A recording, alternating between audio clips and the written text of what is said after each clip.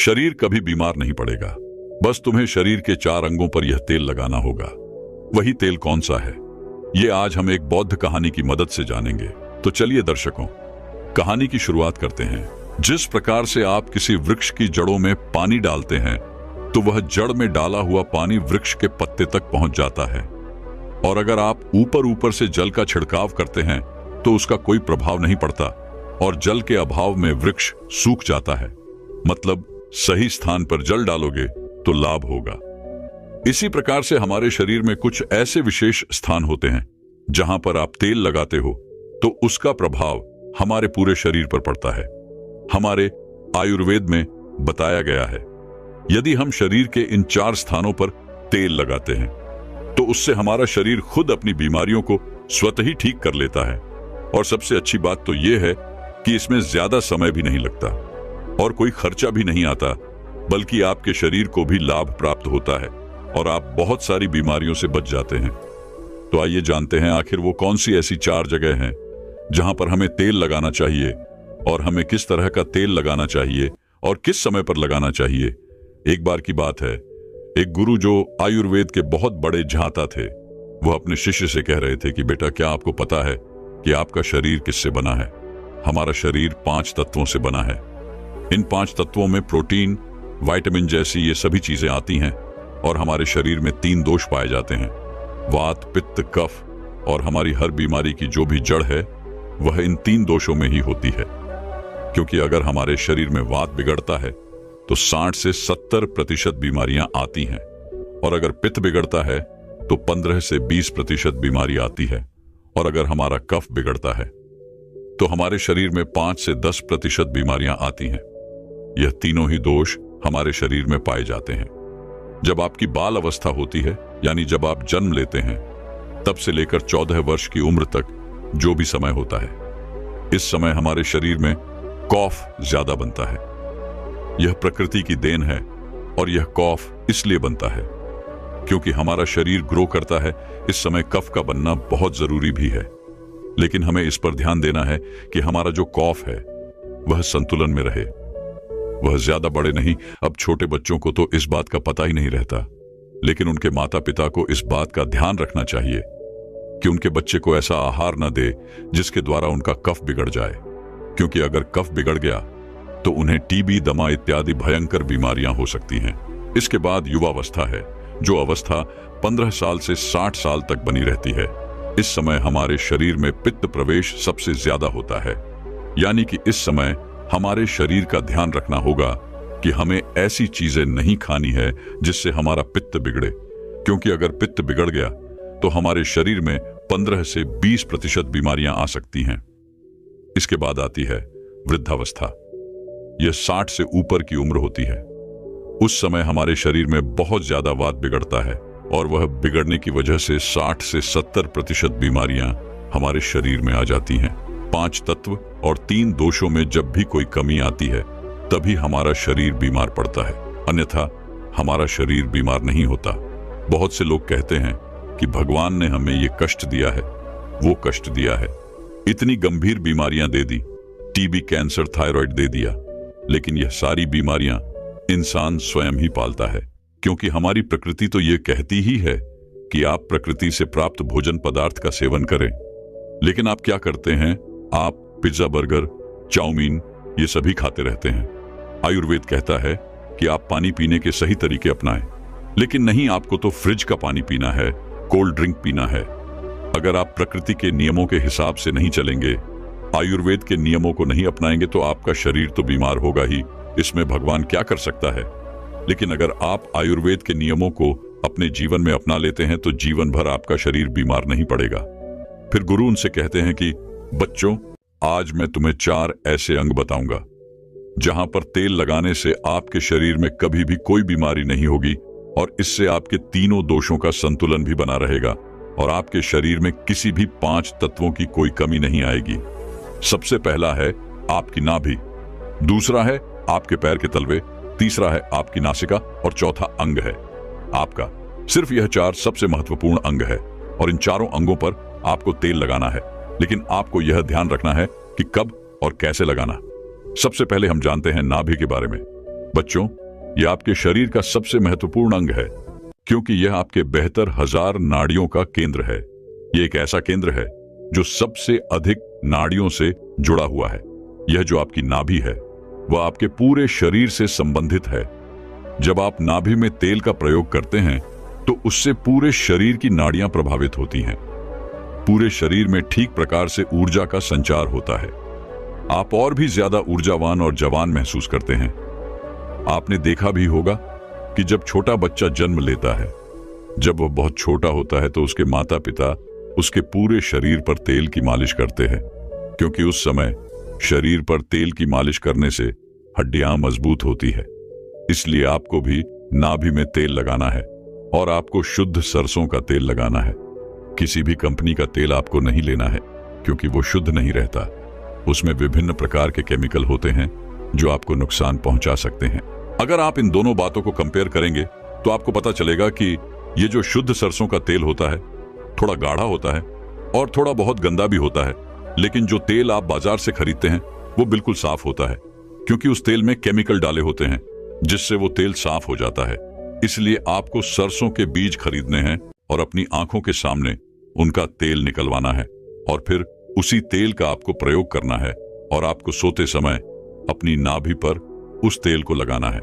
नाभि में तेल लगाने का सबसे पहला लाभ यह है कि जब आप नाभि में तेल लगाते हैं तो इससे आपकी जठराग्नि बढ़ती है।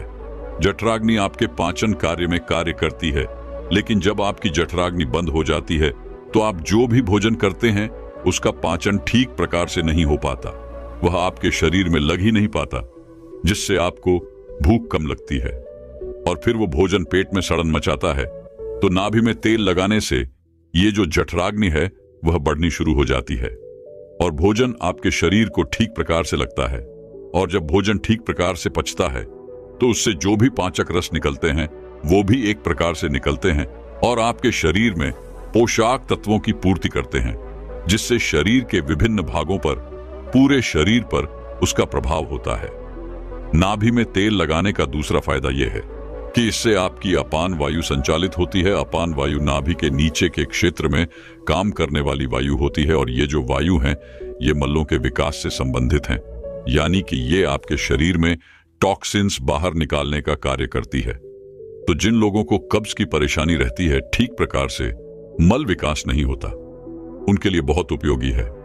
और मासिक चक्र में जो महिलाओं को मासिक अधिक प्रेरणा होती है उसमें भी ये उपयोगी है। और मूत्र विकार, यूराइन से संबंधित कोई भी समस्या अगर आपको या फिर किसी व्यक्ति को रहती है तो उसके लिए भी यह उपयोगी होती है। तो यह अपान वायु को संतुलित करता है, जिससे विभिन्न प्रकार के फायदे मिलते हैं। नाभि में तेल लगाने का तीसरा सबसे बड़ा फायदा यह है कि इससे आपकी त्वचा अच्छी रहती है, त्वचा पर ग्लो आता है। आपने सुना भी होगा कि जब हमारे होंठ फटे हैं तो हमारे दादा परदादा ये सब कहते थे कि नाभि में तेल लगा लो, ठीक हो जाएंगे। और हाँ, ऐसा होता भी है। नाभि में तेल लगाने से कभी होंठ नहीं फटती हैं, स्किन की ड्राइनेस खत्म हो जाती है, चेहरे पर चमक आती है, झुर्रियां नहीं पड़ती। इसके अलावा हमारे शरीर में बेहतर 1000 नाड़ियां हैं। जब वह रुक जाती है, अवरोध हो जाता है, तो इनमें प्राण का संचार ठीक से नहीं होता है। जब इनमें प्राण का संचार ठीक से नहीं होता है, जिससे आपको आलस आने लगता है, ऊर्जा की कमी आपको महसूस होती है और आपका मस्तिष्क ठीक से काम नहीं कर पाता। और ऐसा इसलिए होता है क्योंकि ये जो बेहतर 1000 नाड़ियां हैं ये सीधे आपके दिमाग से संबंधित हैं। और जब आप नाभि में तेल लगाते हैं तो ये नाड़ियां खुल जाती हैं। इससे प्राण का संचार ठीक होता है और शरीर मूल्यवान बनता है। मस्तिष्क बहुत ही अच्छे से कार्य करता है। दूसरा स्थान है आपके पैरों के तलवे। सारी नसें पैरों के तलवे से जुड़ी होती है। इसलिए कहा जाता है कि सुबह सुबह जो मॉर्निंग वॉक होती है, नंगे पैर जमीन पर या फिर हरी घास में करनी चाहिए, तो उसकी आंखों की रोशनी कभी कम नहीं होगी। और पैरों के तलवे पर यही शुद्ध सरसों का तेल लगाना है। जब आप सोने जाएं तो आपको सबसे पहले अपने पैरों को गुनगुने पानी से धो लेना है, फिर उन पैरों को अच्छे पोंछ लेना है। पैर पोंछने के बाद जब आपके पैर एकदम से सूखे जाएं, तब आपको एक कटोरी में सरसों का तेल लेना है और उसे अपने पैरों के तलवे पर लगाना है। इसके बाद में अगर आपके घर में कांसे की कटोरी है तो उससे अपने पैरों की मालिश करनी है, क्योंकि कांसे के बर्तन से शरीर में जितनी भी गंदगी रहती है वह सब बाहर आ जाती है। कांसे के बर्तन जब हम पैरों में खसर करते हैं तो आपके पैर थोड़े से काले होने शुरू होते हैं। इससे शरीर में विषाक्त पदार्थ कम होते हैं। जिसके पैर के तलवे कम काले होते हैं उसके शरीर में विषाक्त होता है, और जिसके पैरों के तलवे ज्यादा काले होते हैं उनके शरीर में विषाक्त ज्यादा रहता है। अगर आपके घर में आपकी माता है, आपकी पत्नी है, तो आप उनसे अपने पैरों के तलवे की अच्छी तरह से मालिश करवाएं, और अगर नहीं है तो आप स्वयं ही मालिश कर सकते हैं। जब आप 5 मिनट तक अपने पैरों के तलवे की मालिश करते हैं तो आपको तुरंत नींद आना शुरू होती है। जो लोग सोने के लिए नींद की दवाई का प्रयोग करते हैं, जिनको चिंता रहती है, डिप्रेशन रहती है, इसकी वजह से उनको नींद नहीं आती, जिनकी याददाश्त कमजोर होती है, दिमाग से संबंधित कोई भी बीमारी रहती है, तो यह सब खत्म हो जाती है। जब आप सोएंगे तो सीधा 4 बजे आपकी आंख खुलेगी, आपको गहरी नींद और अच्छी नींद आएगी। आपकी चिंता, डिप्रेशन सब खत्म हो जाएगा। अब हम जानते हैं तीसरा, जहां पर आपको तेल लगाना है वह है हमारा सिर। सर्दियों के मौसम में जब आप शाम को नहीं नहाते हैं, लेकिन आप गर्मियों के मौसम में शाम को अवश्य नहाते हैं, तो नहाने के बाद आपके बालों को अच्छे से सूखा लें। उसमें पानी नहीं रहना चाहिए। इसके साथ आपको अपने सर में वही शुद्ध सरसों का तेल लगाना है। आप जो ये विभिन्न प्रकार के तेल लगाते हैं ये केमिकल से भरे हुए होते हैं। आजकल कंपनियां विज्ञापन दिखा दिखाकर लोगों को अपनी तरफ आकर्षित करती है, लेकिन ये सारे के सारे तेल जो हैं वो केमिकल से भरे होते हैं। इनसे हमारे बालों को बहुत नुकसान पहुंचता है। इसलिए आपको शुद्ध सरसों का तेल आपके सिर पर लगाना है। इसकी अच्छे से मालिश करनी है। इससे आपकी थकान दूर होगी और आपको अच्छी तरह और गहरी नींद आएगी। सोते समय सर में तेल लगाने के बहुत फायदे होते हैं। इससे आपके बाल मजबूत होते हैं, आपके बाल काले घने होते हैं, आपको अच्छे से नींद आती है, गहरी नींद आती है, आपकी याददाश्त, आपके दिमाग की शक्ति मजबूत होगी, शरीर में शक्ति का संचार होगा, आपको कभी भी हेयर फॉल की समस्या नहीं होगी। जब आप बालों की जड़ों पर तेल लगाते हैं तो इससे ब्लड सर्कुलेशन बढ़ जाता है, और जब ब्लड सर्कुलेशन बढ़ता है तो वहां पर अत्यधिक मात्रा में ऑक्सीजन पहुंचती है, न्यूट्रिएंट्स पहुंचते हैं और वो अंग स्वस्थ होना शुरू हो जाता है। इसके बाद गुरु उन सभी बच्चों को कहते हैं कि हमारे शरीर का आखिरी अंग जहां पर हमको तेल लगाना ही चाहिए वह है हमारी नासिका। नासिका आपके सिर तक पहुंचने का मार्ग है। इससे हमारा दिमाग प्रभावित होता है। तो बच्चों, अगर आपको शुद्ध देसी गाय का घी मिल जाता है तो आप तेल की जगह घी का प्रयोग भी कर सकते हैं। आपको रात को सोते समय शुद्ध देसी घी के एक एक बूंद अपने नाक में डाल देनी है। नाक में घी डालने के इतने ज्यादा फायदे होते हैं कि आप सुनकर चौंक जाएंगे। अगर किसी के अंदर पागलपन है, 2-3-4 महीने के अंदर ही उसका पागलपन भी खत्म हो सकता है। यदि किसी के पर्दे में छेद है तो वो भी बिना ऑपरेशन के 3-4 महीने में ठीक हो सकता है। नाक में जितनी भी प्रकार की एलर्जी है, जैसे बार बार छिक आना, नाक में खुजली चलना, नाक बंद हो जाना, ये सारी समस्याएं खत्म हो जाएंगी। आंखों की रोशनी बढ़ेगी, मानसिक समस्याएं खत्म हो जाएंगी, बाल काले हो जाएंगे। इसके बाद गुरु उन सभी शिष्यों से कहते हैं कि बच्चों, अगर आप अपने शरीर के इन सभी 4 अंगों पर नियमित रूप से सरसों का तेल लगाते हैं तो इससे आपके शरीर में जितने विषाक्त पदार्थ हैं वो सभी बाहर आ जाते हैं और आपका शरीर कभी भी बीमार नहीं होगा। आप हमेशा ही ऊर्जावान महसूस करेंगे। एक दिन एक राजा भगवान बुद्ध के पास आया। बुद्ध के आश्रम में बहुत भीड़ थी। राजा ने भगवान बुद्ध से अनुरोध किया कि वह एकांत में कुछ बुद्ध से कहना चाहते हैं। तथागत बुद्ध बोले, सर्वत्र एकांत है, यही बोलो। फिर राजा ने कहा कि मैं तथागत संन्यास लेना चाहता हूं। बुद्ध गंभीर हो गए। वे बोले कि तुम्हें संन्यास्त होने के लिए दीक्षा के पहले मेरी एक शर्त का पालन करना होगा। राजा ने स्पष्ट किया कि जब दीक्षा लेनी ही है और संन्यास्त होना ही है तो मुझे आपकी सभी शर्तें मंजूर हैं। और फिर तथागत बुद्ध ने आदेश दिया और कहा, अपने कपड़े उतारो, अपने जूते उतारो और नग्न हो जाओ, और इसी नग्न अवस्था में अपने राज्य के राजमार्गों पर स्वयं को जूते मारते हुए चक्कर लगाकर आओ। राजा असमंजस में पड़ गया। तथागत बुद्ध यह क्या कह रहे हैं? मैं एक राजा हूं, इस तरह से मैं नग्न होऊंगा और नग्न होकर अपनी ही सड़कों पर कैसे खुद को जूते मारते हुए चक्कर लगाओ? लेकिन फिर भी राजा को संन्यास्त होना था। तो उन्होंने भगवान बुद्ध की शर्तें मान ली और वे वैसा ही करने के लिए निकल पड़ा। राजा ने वैसा ही किया।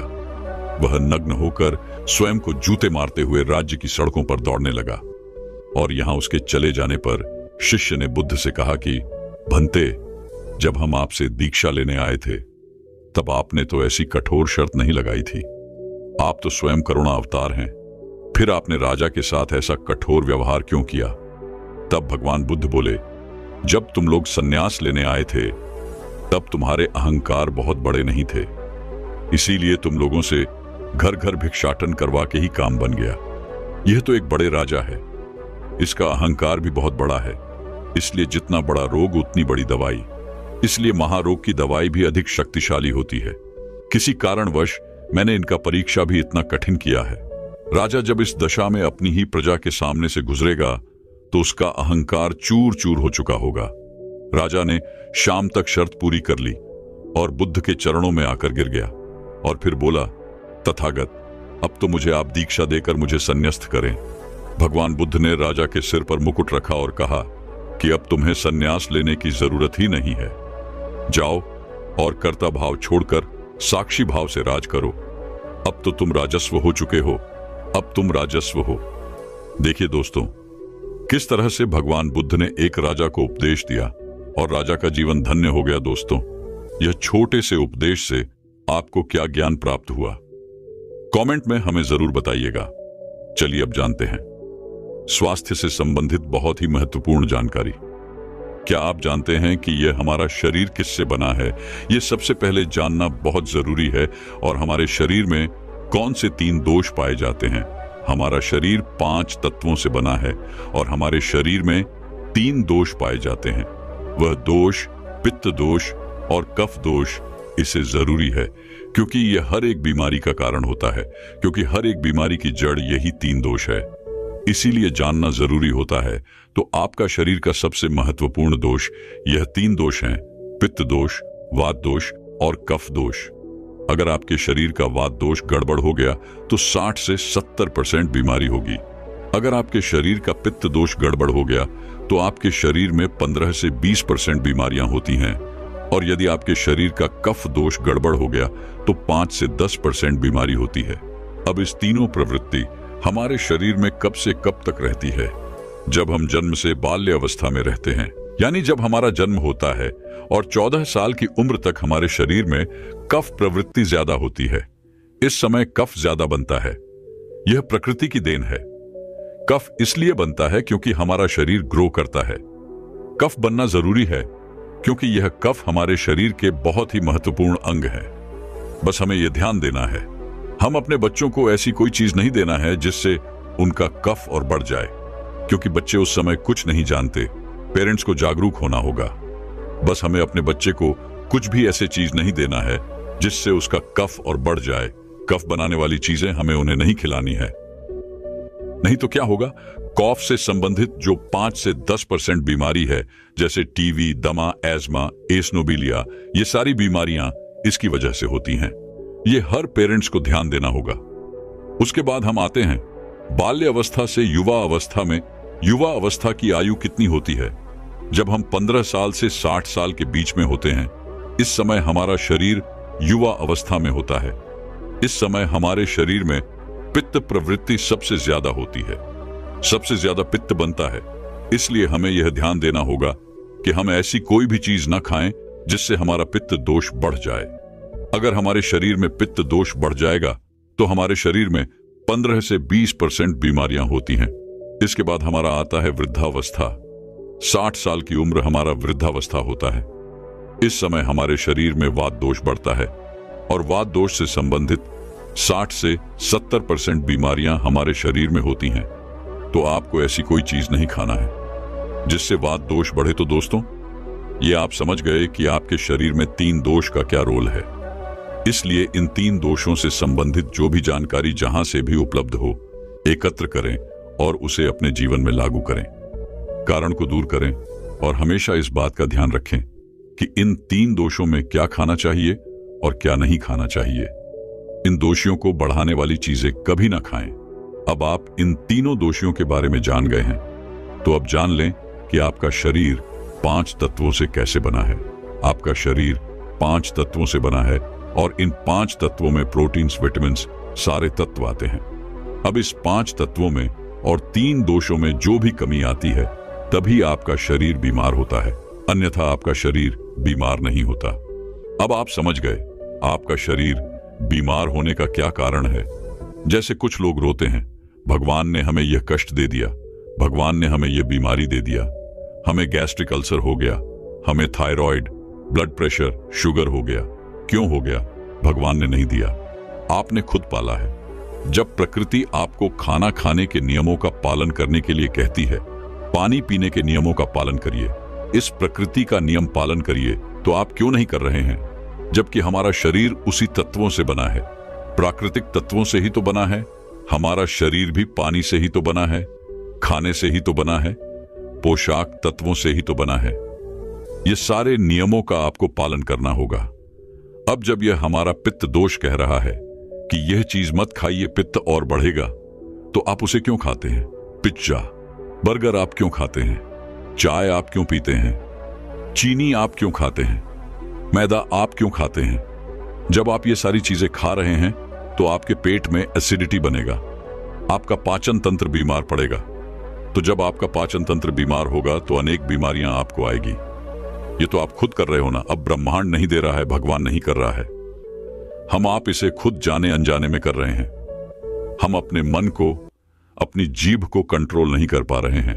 तो दोस्तों, ये सारी चीजें आप छोड़ दीजिए। अब बात करते हैं कि हमें अपने शरीर पर कौन सा तेल लगाना चाहिए, कहां पर लगाना चाहिए, इस बारे में जानते हैं। आप समझ गए आपके शरीर का निर्माण कैसे होता है। इसे सुरक्षित रखना आपके हाथ में है, इसकी सुरक्षा आप खुद कीजिए। शरीर के 4 महत्वपूर्ण अंग हैं जिससे आपकी शरीर की सारी नसें जुड़ी हुई हैं। पहला है नाभि, दूसरा है पैर का तलवा, तीसरा है आपकी नाक और चौथा है आपका सर। यह 4 सबसे महत्वपूर्ण अंग है और इन चारों जगह पर आपको तेल लगाना है। बस ये ध्यान देना है कि आपको कब लगाना है और कैसे लगाना है। तो सबसे पहले चलते हैं आपके पैरों के तलवे। जो व्यक्ति रोज सुबह जागकर मॉर्निंग वॉक करता है, नंगे पैर जमीन पर या फिर हरी घास पर, तो दोस्तों उसकी आंखों की रोशनी कभी कम नहीं होती। तो इसीलिए आपको पैरों के तलवे में शुद्ध तोरी का तेल लगाना है। इसके अलावा आप शुद्ध सरसों का तेल भी लगा सकते हैं। जब आप रात में सोने जाएं तो उसके पहले गुनगुने पानी से अपना पैर धो लीजिए। पैर धोने के बाद बढ़िया से उसे साफ कर लीजिए, सूख जाए। जब आप बिस्तर पर लेट जाएं और अपने हाथ से मालिश कर लीजिए। रात में सोते समय यही शुद्ध सरसों का तेल, और जैसे ही आप अपने 5 मिनट दोनों हाथों से मालिश करेंगे, तेल से गर्माहट आएगी, तुरंत ही आपको नींद आना शुरू हो जाएगा। अगर आप नींद की टैबलेट लेते हैं, अगर आप डिप्रेशन में हैं, नींद नहीं आ रहा है, तो यह दूसरे दिन से ही बंद हो जाएगा। आपको नींद की टैबलेट की जरूरत ही नहीं पड़ेगी, आपका पागलपन दूर हो जाएगा। याददाश्त बहुत तेज होती है, दिमाग से संबंधित सारी समस्याएं खत्म, और एक ही बार में आप 10 बजे सो रहे हैं। 4 बजे से पहले आपकी नींद ही नहीं खुलेगी। इतनी बढ़िया नींद आती है। तो पैर के तलवे में तेल लगाने से आपका पाचन तंत्र मजबूत होता है, याददाश्त तेज होती है, भूख लगती है, शरीर में शक्ति मिलती है, ऊर्जा मिलती है, यानी कि शरीर की सारी पोशाक तत्वों को आपूर्ति कर देता है। दूसरा स्थान है नाभि, जो कि आपके शरीर का सबसे महत्वपूर्ण अंग है। नाभि के पीछे एक ग्रंथि पाई जाती है और इसी ग्रंथि से शरीर की सारी नसें जुड़ी हुई होती है, और यह शरीर की सबसे शक्तिशाली ग्रंथि होती है। इसलिए नाभि में तेल लगाना चाहिए। आप देखते होंगे जब आपके घर में छोटा बच्चा होता है तो माताएं उस बच्चे की तेल से मालिश करती थीं, लेकिन अब तो बच्चों को तेल लगाना ही बंद कर दिया। पहले माताएं 8 से 10 बार दिन में बच्चे की तेल से मालिश करती थीं। वे कहती थीं कि हम जितनी बार तेल की मालिश करेंगे उनकी हड्डियां उतनी ही मजबूत होगी। और वह घर पर बना हुआ शुद्ध सरसों का तेल होता था। और वह शुद्ध सरसों घर का तेल और किसका बनाती थी? किसी सरसों को घूम करके, सरसों को रोककर पहले जो उसी से मालिश करती थी, पहले वह लगा देती, उसके बाद छोड़ा करके। लेकिन आज फैशन बदल गया है, लोग तरह तरह के केमिकल युक्त तेलों से मालिश कर रहे हैं। यह किसी काम का नहीं दोस्तों। कंपनियां हमें सिर्फ बेवकूफ बनाती हैं और इससे सिर्फ बीमारियां होती हैं, क्योंकि बच्चों की मालिश के लिए सबसे अच्छा तेल सरसों का है और गांव के बच्चों को माताएं आज भी सरसों के तेल की मालिश करती है। गांव के बच्चे शहर के बच्चों की तुलना में कितने कमजोर हैं, इसे आप खुद अनुमान लगा सकते हैं। तो दोस्तों, यह नाभि आपके शरीर का सबसे शक्तिशाली हिस्सा है। तो जब माताएं नाभि में तेल की मालिश करती थी तो पहले फूंक मारती थी। फूंक मारने के बाद उसमें तेल लगाती थी और दिन भर में 3 से 4 बार तेल लगाती थी। तो दोस्तों, आपको भी आज से शुद्ध सरसों का तेल रात में सोते समय नाभि में लगाना है। और जब आप नाभि में तेल लगाते हैं तो इसके क्या फायदे होते हैं, आप यह जानकर चौंक जाएंगे। पहला फायदा, आपको अच्छी नींद आएगी। दूसरा फायदा, दिमाग से संबंधित कोई भी समस्या नहीं होगी। तीसरा फायदा, आपका पाचन तंत्र मजबूत रहेगा। चौथा फायदा, आपको भूख बढ़िया लगेगी। पांचवा फायदा, आपके शरीर का सारा दर्द दूर हो जाएगा। छठा फायदा, आपकी आंखों की रोशनी बढ़ जाएगी, यानी कि शरीर के हर एक अंग के लिए फायदेमंद है। पैर का तलवा हो गया, नाभि हो गई। अब हम एक कदम आगे चलते हैं, वह है नाक, कान और आंख। तो दोस्तों, आपको नाक में क्या करना है? अगर आपको गाय का शुद्ध देसी घी मिल जाए तो घी की 1 बूंद दाएं नाक में और 1 बूंद बाईं नाक में, दोनों नाक में 1-1 बूंद डालनी है। रोजाना दोनों नाक में 1-1 बूंद डालें। इसके इतने फायदे हैं, मैं यहां गिनाते गिनाते थक जाऊंगा। आपका पागलपन दूर हो जाएगा। अगर किसी को पागलपन है, अगर पागलपन का इलाज चल रहा है तो 3 से 4 महीने के अंदर पागलपन की दवा बंद हो जाएगी। अगर आपके कान के पर्दे में छेद है तो बिना ऑपरेशन के ठीक हो जाएगा। आपको नींद की समस्या है, नींद की समस्या दूर हो जाएगी। आपकी याददाश्त कमजोर है, याददाश्त आपकी तेज हो जाएगी। शरीर में कमजोरी है, शरीर की कमजोरी दूर हो जाएगी। जुकाम आपको कभी पूरी जिंदगी में नहीं होगा। जुकाम, सर्दी की नाक से संबंधित जितनी भी बीमारी है आपको नहीं होगी। अब एक अंग और है जहां से आपका शरीर और पूरा दिमाग जुड़ा हुआ है, वह है सिर। अगर गर्मी का सीजन है तो आप स्नान करते होंगे। जब स्नान करके निकले, स्नान करने के बाद जब आपके बालों का पानी सूख जाए तो आपको अपने सिर में शुद्ध सरसों का तेल लगाना है। जैसे ही आप अपने सिर में सरसों का तेल लगाकर सिर की मालिश करेंगे तो आपको 10 मिनट बाद नींद आना शुरू हो जाएगा। सिर में सोते समय तेल लगाने से कई सारे फायदे हैं, जैसे आपके जो बाल पक रहे होंगे वो भी रुक जाएगा।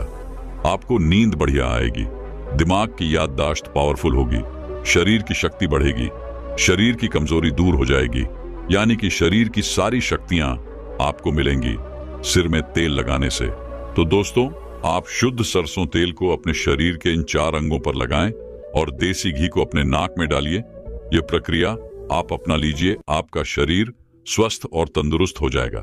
जैसे हमने कहा कि यह हमारा शरीर है, हमारा शरीर हमारे ऊपर डिपेंड है। हम इसे किस तरह से रखते हैं? मान लीजिए एक कपड़ा है, आप उसे कितनी सेफ्टी से रखते हैं? खास तौर पर सफेद कपड़ा हो गया, आप उसे पहनते हैं, पहन के बाहर जाते हैं तो आप उसे बहुत बचा बचा कर रखते हैं कि कहीं गंदे स्थान पर टच ना हो जाए। सफेद कपड़ा है, इसमें दाग लग जाएगा। कितना बचा बचा के चलते हैं और फिर आते ही खूंटी में निकालकर आराम से टांग देते हैं जिससे उसमें दाग नहीं लगता है, और फिर अगले दिन पहनते हैं